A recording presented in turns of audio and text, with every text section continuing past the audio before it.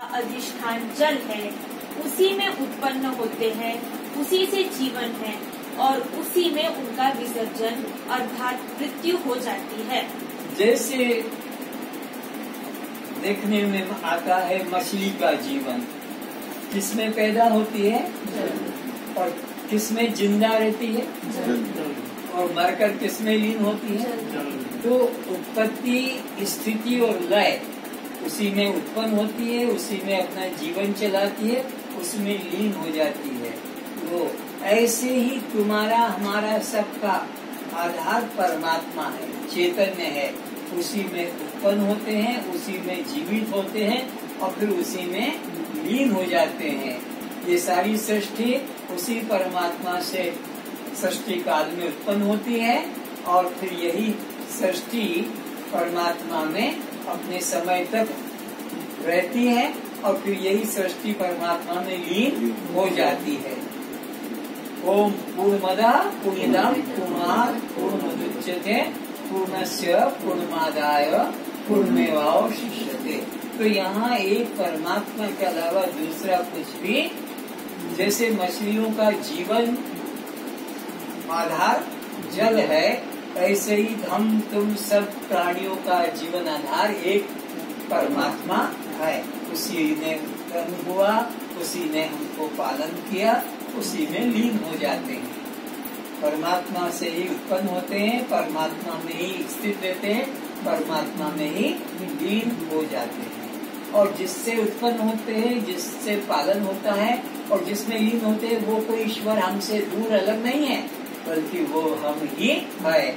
इसीलिए केवल ये उपनिषद के 17वें मंत्र में आया है, मय्यो सकलम जातम मयि सर्व प्रकल्पितम मयि सर्वम लयम याति तद अद्वय ब्रह्म अस्म्यहम्। अरे मुझसे ये सारा जगत उत्पन्न होता है और मुझसे ही इस जगत की स्थिति है और मुझमें ये सारा जगत लीन होता है। तो जिसमें उत्पत्ति, स्थिति और लय होता है वो ब्रह्म अद्वय मैं हूँ, वो कोई अन्य नहीं है।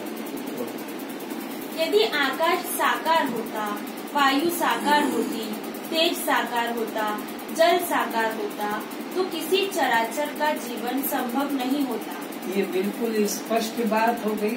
अगर ये भूत साकार हो जाते तो किसी का जीवन संभव नहीं होता।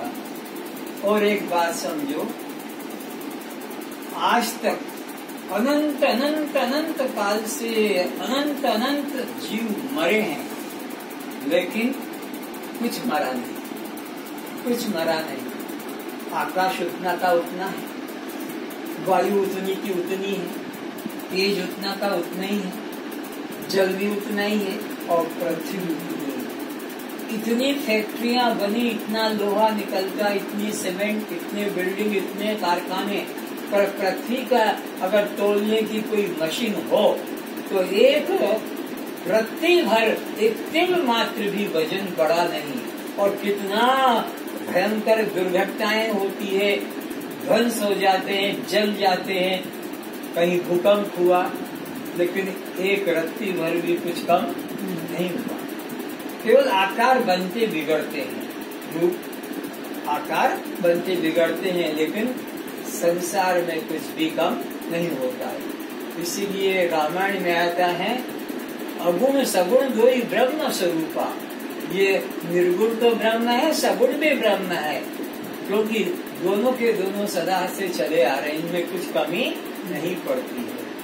तो यहाँ एक परमात्मा ही है और जिस सबको धारण किए हुए है, सबको अवकाश दे रहा है। जैसे आकाश ने सबको अवकाश दिया तभी सबका जीवन है, ऐसे ही ये सूर्य या यह आपका आकाश, वायु, तेज, जल, पृथ्वी ये निराकार न होते तो जीवन कभी संभव। ये निराकार है, इसलिए हमको खेलने की, दौड़ने की, आगे पीछे होने की जगह मिल रही है। साकार होते तो हम पत्थर की तरह बसे की जगह रहते। यदि पंचभूत में से कोई एक भूत भी पूर्ण साकार हो जाता तो दूसरे भूत को ही रहने की, गति करने की, जगह ही नहीं मिलती। तब पंचभूतों के बिना शरीर एवं जीव के कर्म करने, फल भोगने एवं 84 लाख योनियों में भ्रमण का स्थान भी नहीं मिलता। तब न जीव होता है, न जगत, न ईश्वर होता है, केवल कोई एक ही भूत होता है।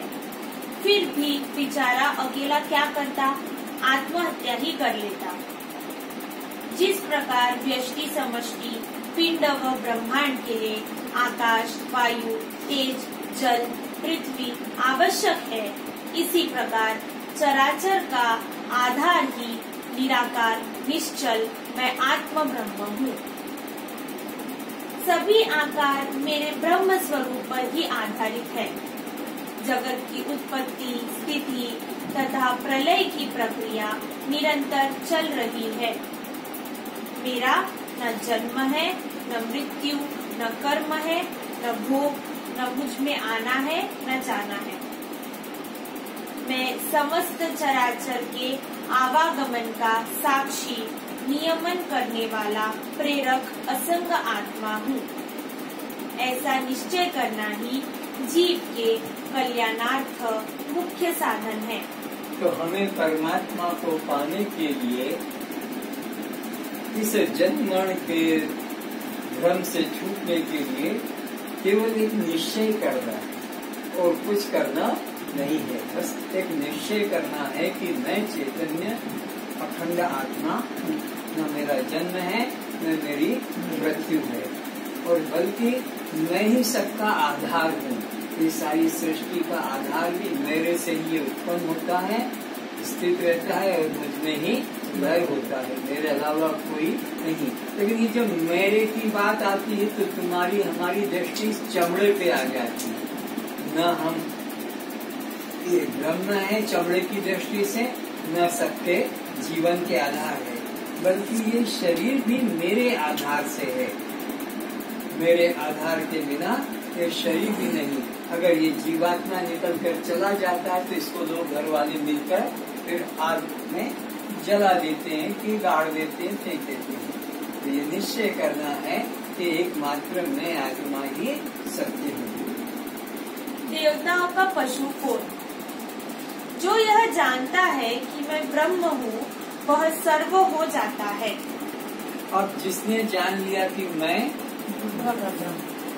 ब्रह्म हूँ, तो फिर कुत्ता और गधा और सांप और चूहा और घोड़ा ये कौन?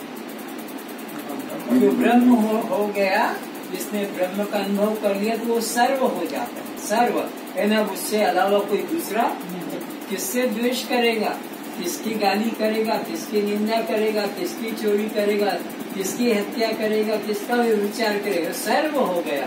तो जो अपने को ब्रह्म रूप आत्मा रूप जान लेता है वो सर्व हो जाता है।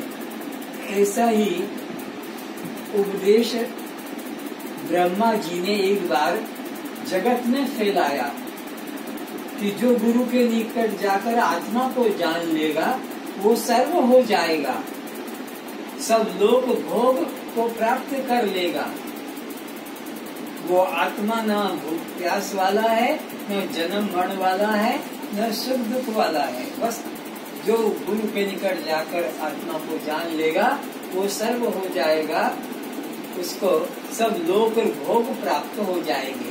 तो लोक और भोग किस रूप में प्राप्त हो जाएंगे? क्योंकि इंद्र में भी वही है, ब्रह्मा में भी वही है, पशु में भी वही है, पक्षी में भी वही है। तो वो सर्व हो जाए, इस रूप में वो सर्व हो जाता है। फिर वो अपने को एक ही देह में नहीं देखता है, वो दुखी गरीब में भी देखता है, तो सुखी राजा में भी देखता है, पशु पक्षी में भी। इस रूप में वो सबकी आत्मा हो जाता है। उस व्यक्ति को फिर कोई सता नहीं सकता है। सताता किसको है? जो अपने से दूसरे को अन्य जानता है।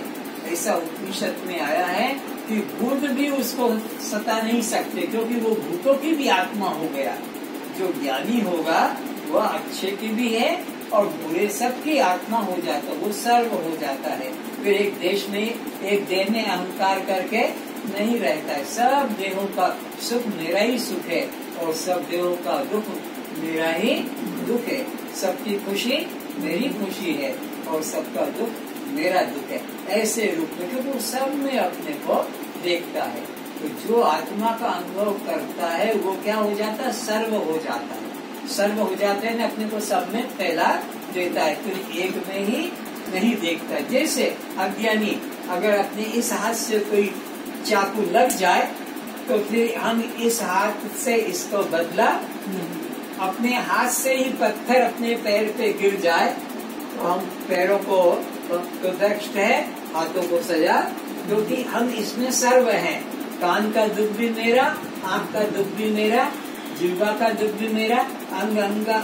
तो जैसे एक शरीर में अज्ञानी अपने को सर्व देखता है, फिर इसी को बढ़ाकर शादी कर ली तो फिर पत्नी के साथ अपने को सर्व कर लेता है, फिर पत्नी के साथ में उसके पिता माता ससुराल को भी अपने में जोड़ लेता है, फिर अपने को सर्व को बच्चे पैदा हो गए तो फिर बच्चे में अपने को जोड़ लेता है, फिर वो अपने कोई नौकरी वगैरह करता है कोई डिपार्टमेंट में तो उससे अपने को एक कर लेता है, मैं सुपरिटेंडेंट, मैं डायरेक्टर, मैं सेक्रेटरी, मैं मैनेजर, फिर उससे भी ज्यादा बढ़ता है तो फिर अपना वो कहीं कलेक्टर बनकर और कहीं सेक्रेटरी बनकर और बढ़ते बढ़ते पूरे राष्ट्रपति बन जाता है। तो अपने को फैलाता जाता है।